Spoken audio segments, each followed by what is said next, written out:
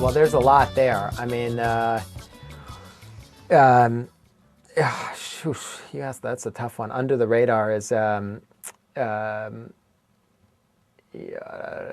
I think there's a wide open bullseye, really, again, for more of this, for more of people like investigating, like not having a Rockefeller farm, but having farmers that they're working with and working with them.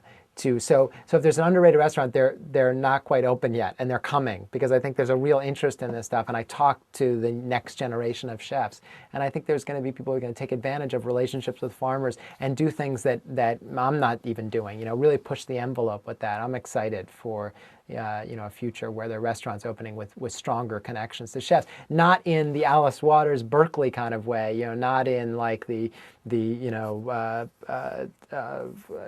didactic, like teaching people. I mean, that's done. It's there. I think the next phase is about this kind of, I mean, we have so many brilliant cooks who are about to become chefs or want to become chefs, who can invest that passion, that burning desire to produce good food, but do it in collaboration with the farmer. Because it seems to me that the future of cooking is more in the hands of the farmer. You know, there's been a tectonic shifts. Like at the beginning, 100 years ago, you know, it was tradition. It was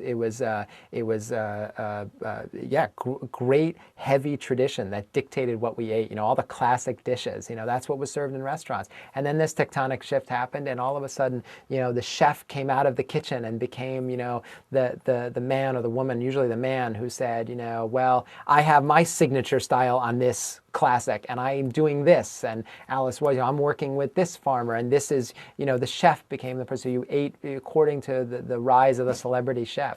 You know, there's another tectonic shift going on. I think we're right at the beginning of it, or maybe even in the middle of it.